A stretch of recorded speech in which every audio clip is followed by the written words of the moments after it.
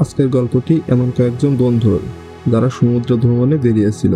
হাসি ঠাট্টা আর আনন্দের মধ্যে দিয়ে সবকিছু বেশ ভালোই চলছিল, কিন্তু মুহূর্তের মধ্যেই ঘটে যায় একটি দুর্ঘটনা আর তারা মাঝ সমুদ্রে ফেসে যায়।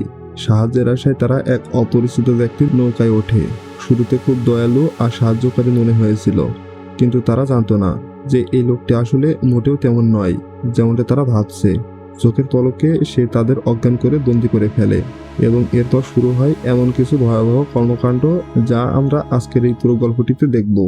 তো গল্পের শুরুতে আমাদের দেখানো হয় কায়া নামের একটা মেয়েকে, যে তার ছোট ভাই আর দাদার সাথে থাকে। মাত্র কিছুদিন আগে তার মা একটি নৌকা দুর্ঘটনায় মারা যান এবং সেই শোকের ছায়া যেন এই পরিবারের সব হাসি খুশি কেড়ে নিয়েছে। বাড়ির সবাই নিজ নিজ দুঃখে পাথর হয়ে আছে, কিন্তু কায়া পরিস্থিতি সামলে দেওয়ার জন্য নিজেকে শক্ত করে রাখে। সে তার ছোট ভাইয়ের পুরো খেয়াল রাখে, বাবাকে একা অনুভব করতে দেয় না এবং এই কারণেই সে বাইরে যাওয়া প্রায় বন্ধই করে দিয়েছে। কিন্তু আজ তার বান্ধবী টেসা তাকে ডেকেছে যাতে সে একটু বাইরে গিয়ে ঘুরে আসতে পারে। যে নৌকাটির দুর্ঘটনায় তার মা মারা গিয়েছিলেন, কায়ার বাবা সেই নৌকাটি সারানোর কাজ করছিলেন। যতবারই কায়া নৌকাটির দিকে তাকায় তার সে ভয়াবহ দুর্ঘটনার কথা মনে পড়ে যায়। বাবাকে এই অবস্থায় রেখে সে বাইরে যেতে চাচ্ছিল না, তবুও সে বাবাকে জানায় যে সে টেসার সাথে যাচ্ছে।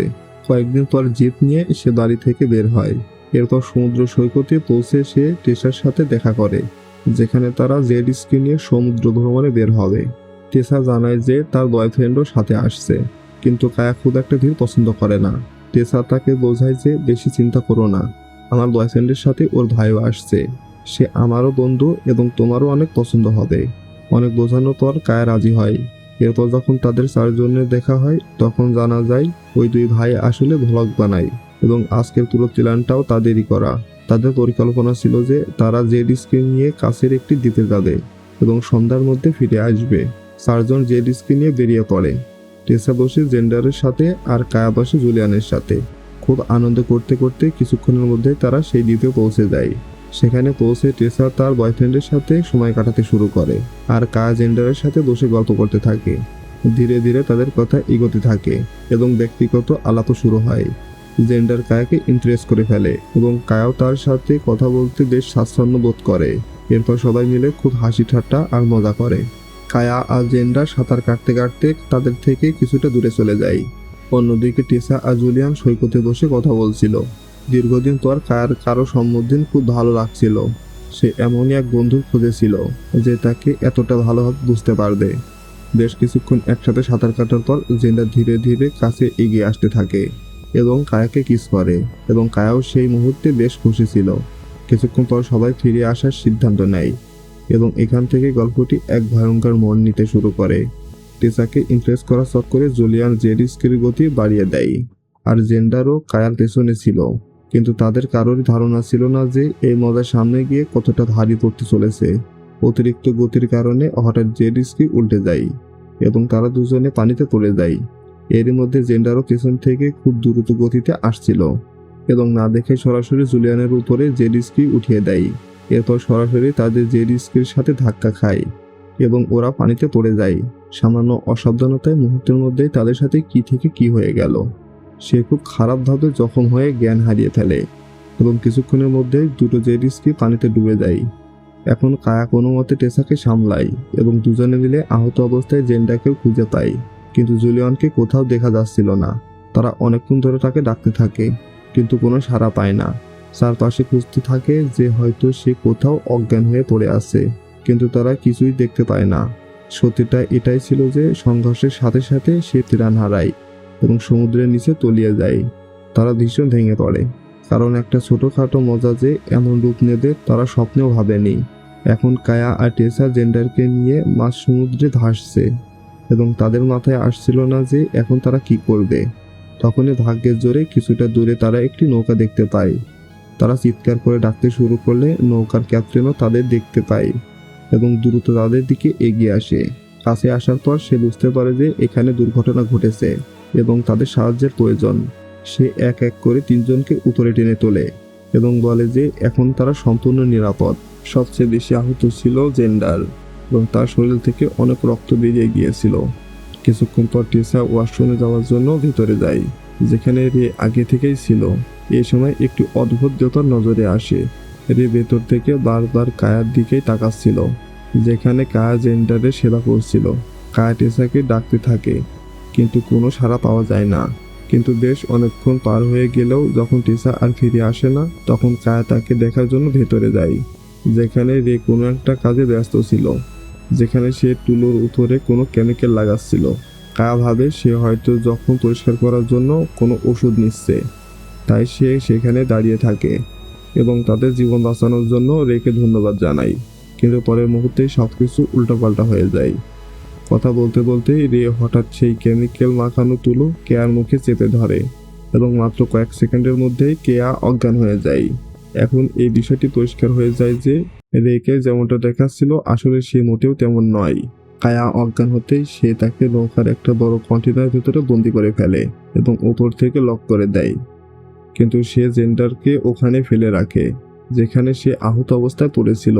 এরপর 2-3 ঘন্টার পর যখন কায়া চোখ খোলে, তখন সে নিজেকে একটা অন্ধকার বন্ধ জায়গায় আবিষ্কার করে এবং প্রচণ্ড ভয় পেয়ে যায়। পাশেই টেসা অজ্ঞান অবস্থায় পড়েছিল। কায়া তাকে ডেকে তোলে। এই কন্টেনারটি দেখতে অবিকল একটা ঘরের মতো ছিল এবং দেখে মনে হচ্ছিল এখানে আগেও কেউ বন্দী ছিল। এখানে একটি কাঠের টুকরোতে তারা হেল্প লেখা দেখতে পায়, অর্থাৎ এখানে ফেসে আগেও কেউ এভাবে সাহায্য চেয়েছিল। ঘরের ভেতরে তোষকে রক্তের দাগ ছিল এবং সেখানে মেয়েদের চুলও পড়েছিল। এটি দেখে তারা দুজনে বুঝতে পারে যে তারা প্রথম নয় যাদের এখানে বন্দি করা হয়েছে। টেসা ভয়ে কাঁদতে শুরু করে এবং ফিসফিস করে বলে যে তারা যদি এই দ্বীপে না আসতো কতই না ভালো হতো, কিন্তু এখন আফসোস করে কিছু বদলানো ছিল না। তাদের এখান থেকে বের হওয়ার রাস্তা খুঁজতেই হবে। একদিন কেটে যাওয়ার পর পরের দিন সকালে রে উপরের দরজা খোলে এবং একটি বালতিতে করে তাদের খাওয়ার জন্য কিছু পচা মাছ দেয়। কায়া তাকে অনুরোধ করে বলে, দয়া করে আমাদের যেতে দিন, আমাদের ডাক্তারের কাছে যেতে হবে, আর আমার বাড়িতে একটা ছোট্ট ভাই আছে যার আমাকে খুব প্রয়োজন। কিন্তু রে তাকে ধমক দিয়ে বলে, এটি আমার নৌকা আর এখানে শুধু আমার মর্জি চলবে। যদি এখান থেকে পালানোর সামান্য চেষ্টাও করো তবে তোমাদের দুজনকে মেরে মাছের খাবার বানিয়ে দিব। এই বলে সে দরজা বন্ধ করে দেয়। এর পরপরই দেখা যায় যে রে মাছ কাটছে এবং রান্না না করেই সেগুলো কাঁচাই খাচ্ছে। দেখে মনে হচ্ছিল সে সবসময় এমনই করে থাকে, একেবারেই বেপরোয়া একজন মানুষ যার মনে কোনো ভয়ই নেই। কায়া আর টেসা ভীষণ আতঙ্কিত ছিল এবং তারা কিছুতেই বুঝতে পারছিল না যে কেন তাদের এভাবে বন্দি রাখা হয়েছে। এদিকে আহত জেন্ডার এখনো ওভাবে বাহিরে পড়েছিল এবং সে প্রায় একটি জ্যান্ত লাশে পরিণত হয়েছিল। এরপর দুপুরের দিকে হঠাৎ একটি জাহাজের আওয়াজ শোনা যায়। কায়া আর টেসা সেই আওয়াজ শুনতে পায় এবং তাদের মনে হয় হয়তো কোনো পুলিশ এসেছে এবং এবার হয়তো তারা বেঁচে যাবে। কিন্তু আসল সত্যটা ছিল অনেক বেশি ভয়ঙ্কর। আসলে সে ছিল একজন ডাক্তার। কিছুটা দূরে ঠেকিয়ে একটি ছোট নৌকা নিয়ে এখানে আসে। সে এসে প্রথমে জেন্ডারকে দেখে যে একদম মৃত্যুর মুখে দাঁড়িয়েছিল। ডাক্তার বলে, এর মধ্যে এখনো প্রাণ বাকি আছে, তাই কোনো সমস্যা নেই, এও আমাদের কাজে লেগে যাবে।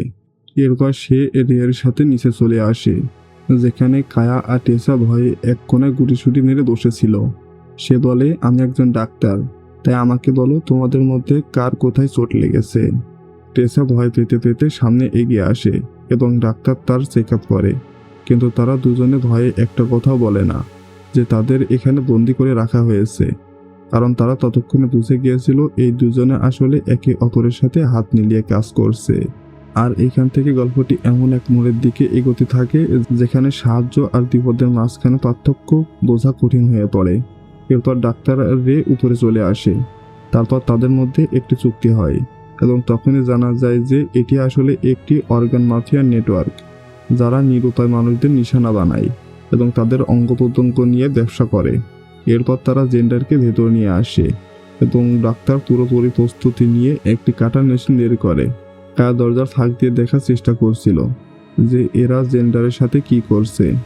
তখনই জেন্ডারের আত্মার চিৎকার শোনা যায় এবং সেই চিৎকার এতটাই ভয়ঙ্কর ছিল যে তারা দুজনে ভয়ে কাঁপতে শুরু করে। ধীরে ধীরে জেন্ডারের চিৎকার শান্ত হয়ে আসে। এবার এই লোকগুলোর আসল রূপ তারা বুঝতে পারে এবং কান্নায় ভেঙে পড়ে। এখানে কোনো মায়ার স্থান নেই। একে একে তারা শরীরের প্রতিটি অঙ্গ বের করে নেয় এবং কাজ শেষ হতেই লাশটি সমুদ্রে ফেলে দেয়। এরপর ডাক্তার বলে, দ্বিতীয় মেয়েটিও জখম, তাই তাকেও আজকের রাতেই শেষ করে দেব। আর যে সুস্থ আছে তাকে আমি নিজের সাথে নিয়ে যাব। আমার এক ধনী কাস্টমার আছে, এর বদলে আমরা অনেক টাকা পাবো। রে কোনো কিছু না ভেবে রাজি হয়ে যায়, কারণ এটাই তাদের কাজ ছিল, সমুদ্রে বিপদে পড়া মানুষদের বাঁচানোর নাটক করা এবং তারপর তাদের বিক্রি করে দেওয়া। কয়েক ঘন্টা পর তারা দুজনে আবার নিচে আসে এবং এবার টেসাকে ধরে নিয়ে উপরে যেতে শুরু করে। কায়া তাদের বাধা দেওয়ার চেষ্টা করে, কিন্তু রে তাকে আঘাত করে সেখানে অজ্ঞান করে দেয়। কিছুক্ষণ পর রে টেসাকে চাদরে মুড়িয়ে ডাক্তারের কাছে নিয়ে যায় এবং ডাক্তার তার কাজ শুরু করার আগে জোরে জোরে মিউজিক চালিয়ে দেয়, যাতে চিৎকারের আওয়াজ বেশি দূর না যায়। কিন্তু তখনই কায়ার জ্ঞান ফেরে এবং সে টেসার চিৎকার শুনতে পায়। সে বুঝতে পারে টেসা এখনো বেঁচে আছে এবং তাকে বাঁচাতে হলে দ্রুত কিছু করতে হবে। সে বাইরে বের হওয়ার জন্য কন্টেনারের ভেতরে থাকা একটি এক্সস্ট ফ্যান খোলার চেষ্টা করে এবং পুরো শক্তি দিয়ে ধাক্কা দেওয়ার পরে সেই অংশটি খুলে যায়। সে কোনো মতে সেখান থেকে বাইরে বেরিয়ে আসে। এদিকে এই লোকগুলো টেসার হাত পা বেঁধে ফেলে এবং ডাক্তার তাকে অজ্ঞান করে নিজের কাজ শুরু করতে যাবে। ঠিক তখনই কায়া চুপচাপ রে এর ঘরে পৌঁছে যায়। ঠিক ওই মুহূর্তে রে সেখানে চলে আসায় কায়া দ্রুত নিচে ইঞ্জিন রুমে লুকিয়ে পড়ে। এরপর ওয়াশরুমে যাওয়া মাত্রই সে বাইরে আসে এবং টেসাকে বাঁচানোর জন্য তড়িঘড়ি করে কোনো একটা অস্ত্র খুঁজতে থাকে। তখনই সে মাছ শিকার করার একটি স্পিনার গান পেয়ে যায়। সে একা ছিল, তাই মনে ভয়ও ছিল, কিন্তু তবুও সাহস সঞ্চয় করে সে বাইরে আসে এবং স্পেয়ার গানটি সরাসরি ডাক্তারের দিকে তাক করে। ডাক্তার তাকে দেখে অবাক হয়ে যায়, তবে সে কায়াকে কোথায় ভুলিয়ে রাখার চেষ্টা করে, কিন্তু কায়া তাকে কোনো সুযোগ না দিয়ে গানটি চালিয়ে দেয়। ডাক্তার আহত হয়ে দুর্বল হয়ে পড়ে এবং কায়া জলদি জলদি টেসার একটি হাত খুলে দেয়। তখনই ডাক্তার প্রচণ্ড রেগে কায়ার উপরে হামলা করে এবং তার গলা টিপে ধরতে শুরু করে। ঠিক তখনই টেসা একটি ছুরি নিয়ে ডাক্তারের ঘাড়ে বসিয়ে দেয়। এরপর 3-4 বার আঘাত করার পর ডাক্তার মারাত্মকভাবে ছটফট করতে থাকে এবং সেখানে তারও মৃত্যু হয়। এরপর তারা দুজনে অবিলম্বে সেখান থেকে পালিয়ে যায়। তারা যেতেই রে সেখানে আসে এবং ডাক্তারের লাশ দেখে সাথে সাথে সতর্ক হয়ে যায়। সে চারিদিকে তাদের খুঁজতে শুরু করে এবং প্রথমে গিয়ে লাইফ বোট বা এয়ারবোর্ডের হাওয়া বের করে দেয়, যাতে তারা এখান থেকে পালাতে না পারে। কিন্তু তারা দুজন কোনো নৌকা নয়, বরং পানিতে সাঁতার কেটে ডাক্তারের জাহাজের দিকে এগিয়ে যাচ্ছিল। রে তাদের খুঁজতে খুঁজতে উপরে যায় এবং ফ্ল্যাশ লাইট জ্বালাতে দেখতে পায় যে তারা দুজনে পালিয়ে যাচ্ছে। সে ছুটে এসে নিজের নৌকাটি স্টার্ট করার চেষ্টা করে, কিন্তু ইঞ্জিন চালু হচ্ছিল না। নিচে গিয়ে দেখে যে ইঞ্জিনের তার কাটা। আসলে কায়া আগেই ইঞ্জিনের মেন তার কেটে দিয়েছিল, কারণ সে আগে থেকে আন্দাজ করতে পেরেছিল যে রে নিশ্চিত তাদের পিছু নেবে। সে বুঝতে পেরেছিল যে বাঁচার একমাত্র উপায় হলো টেসাকে নিয়ে যে কোনো উপায়ে ডাক্তারের জাহাজে পৌঁছানো। রে কিছুক্ষণের জন্য একদম শান্ত হয়ে যায় এবং তাদের ধরার কোনো উপায় চিন্তা করতে থাকে। ওদিকে টেসা জখম থাকার কারণে ঠিকমতো সাঁতার কাটতে পারছিল না। কায়া তাকে সাথে নিয়ে যাওয়ার আপ্রাণ চেষ্টা করে, কিন্তু টেসার শরীর আর শক্তি যেন এবার জবাব দিতে শুরু করেছিল। সে কায়াকে একাই যেতে বলে, কারণ এভাবে থাকলে দুজনে মারা পড়বে। তখন কায়া সিদ্ধান্ত নেয় যে সে একাই জাহাজে যাবে এবং সেখান থেকে সাহায্যের ব্যবস্থা করবে। এরপর সে একাই সাঁতার কেটে কোনো মতে সে জাহাজে গিয়ে পৌঁছায়। সেখানে গিয়ে প্রথমে সে নিজেকে কিছুটা শান্ত করে, কারণ অনাহার আর ক্লান্তির কারণে সে ভীষণ দুর্বল হয়ে পড়েছিল। এখন তাকে জাহাজটি স্টার্ট করতে হবে, কিন্তু এই বিষয়ে তার কোনো ধারণাই ছিল না। সে অনেকগুলো বোতাম চেপে পরীক্ষা করে, কিন্তু কিছুই বুঝতে পারে না।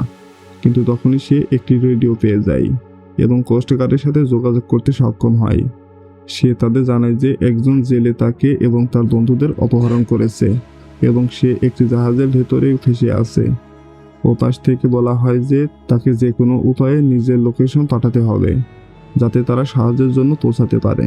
আর এর জন্য তাকে একটি ইমার্জেন্সি রেডিও বিকন ডিভাইস খুঁজতে হবে, যা দিয়ে লোকেশন ট্র্যাক করা যায়। কাজ সেটি খুঁজতে শুরু করে, তবে এর আগে সে একটি ফ্লেয়ার গান পেয়ে যায় এবং সেটি নিজের কাছে রেখে দেয়। কোস্টগার্ড জানায় যে বিকন ডিভাইস ছাড়া তাকে খোঁজা কোনো মতেই সম্ভব না। ওটি দেখতে একটি বোতলের মতো, যা পাওয়া মাত্রায় সচল করার জন্য পানিতে ফেলে দিতে হবে। কাজ সব জায়গায় খোঁজাখুঁজি করে এবং অবশেষে সেই বিকন ডিভাইসটি পেয়ে যায়। তারপর সেটি সচল করার জন্য সে যেমনই পানির দিকে এগোতে যাবে, তখনই সে টের পায় যে কেউ একজন সাঁতার কেটে জাহাজের দিকে আসছে। তার সন্দেহ হয় যে ওটা রে। তাই কোনো রকম আওয়াজ না করে সে ডাক্তারের বেডরুমে গিয়ে লুকিয়ে পড়ে। এরপর পরেই রে জাহাজে এসে পৌঁছায় এবং একদম শিকারীর মতো তাকে খুঁজতে থাকে। কিন্তু কায়াও চতুর ছিল, সে এক জায়গায় স্থির থাকে না। সে যে কোনো উপায়ে বাইরে বেরিয়ে বিকনটি পানিতে ফেলার চেষ্টা করে। তাই সে আবারও উপরে আসে এবং ধীরে ধীরে সামনে এগোয়। কিন্তু তখনই রে পেছন থেকে এসে তাকে ধরে ফেলে এবং ছুরি দিয়ে তার উপরে হামলা করে। কায়া দুর্বল হয়ে সেখানে পড়ে যায়, কিন্তু সে সহজে হার মানার পাত্রী ছিল না। সে এমন অভিনয় করে যেন সে মারা যাচ্ছে এবং শেষবারের মতো তাকে জড়িয়ে ধরতে চায়। এরপরই রে যেমনই কাছে আসে, কায়া সরাসরি তার মুখে ফিলার গান শুট করে দেয়। এতে করে রে মারাত্মকভাবে ছটফট করতে থাকে এবং সেখানেই তার মৃত্যু হয়। এখন কায়া নিজেও মারাত্মকভাবে জখম ছিল। অতিরিক্ত রক্তক্ষরণের কারণে সে ধীরে ধীরে জ্ঞান হারাচ্ছিল। তবুও সে সাহস সঞ্চয় করে এবং সে জাহাজের কিনারে যাওয়ার চেষ্টা করে এবং বিকন ডিভাইসটি পানিতে ফেলার চেষ্টা করে, কিন্তু সেটি কিনারায় আসতে আটকে যায়। ওই অবস্থাতেই কেয়াও অজ্ঞান হয়ে পড়ে। রাতভর ঢেউয়ের ধাক্কায় জাহাজটি দুলতে থাকে এবং ধীরে ধীরে সেই বিকন ডিভাইসটি পানিতে গিয়ে পড়ে এবং সাথে সাথে সচল হয়ে যায়। সকাল হতে কোস্টগার্ড, বোট এবং হেলিকপ্টার নিয়ে সেখানে পৌঁছায় এবং কেয়াকে অজ্ঞান অবস্থায় পড়ে থাকতে দেখে। তার শারীরিক অবস্থা খুবই আশঙ্কাজনক ছিল, তাই যত দ্রুত সম্ভব তাকে হেলিকপ্টারে করে হাসপাতালে নিয়ে যাওয়ার চেষ্টা করা হয়। এরপর তারা যখন চলে যাবে ঠিক তখনই তাদের পানিতে ভাসমান অবস্থায় টেসাকে চোখে পড়ে। সে তখনও বেঁচে ছিল এবং তাকেও দ্রুত উপরে টেনে তোলা হয়। দুজনেরই অবস্থা খুবই খারাপ ছিল এবং টেসা কাঁদছিল, কারণ তারা কখনো ভাবতেও পারেনি যে ছোট্ট একটি ট্রিপ তাদের এমন একটি জায়গায় নিয়ে আসবে যেখান থেকে বেঁচে ফেরার জন্য তাদের মৃত্যুর সাথে লড়াই করতে হবে। অবশেষে দুজনকে সুরক্ষিত অবস্থায় তীরে ফিরিয়ে আনা হয়। সেখানে পৌঁছে তারা একে অপরের দিকে তাকিয়ে একটু হালকা হাসে, যেন তাদের নিজেদের বিশ্বাস হচ্ছিল না যে তারা ফিরে এসেছে। জীবন তাদের দ্বিতীয় একটি সুযোগ দিল, কিন্তু মনের গভীরে একটা বড়সড় আঘাত রয়ে গেল যে তারা তাদের বন্ধুদের চিরতরে হারিয়ে ফেলেছে। আর এরই সাথে এই গল্পটি এখানেই শেষ হয়ে যায়। তো কেমন লাগলো আজকে মুভিটি? ভালো লাগলে অবশ্যই একটি লাইক দিয়ে আমাদের পাশে থাকতে ভুলবেন না। তো দেখা হচ্ছে আগামী কোনো ভিডিওতে। ততক্ষণ পর্যন্ত ভালো থাকুন, সুস্থ থাকুন। আল্লাহ হাফেজ।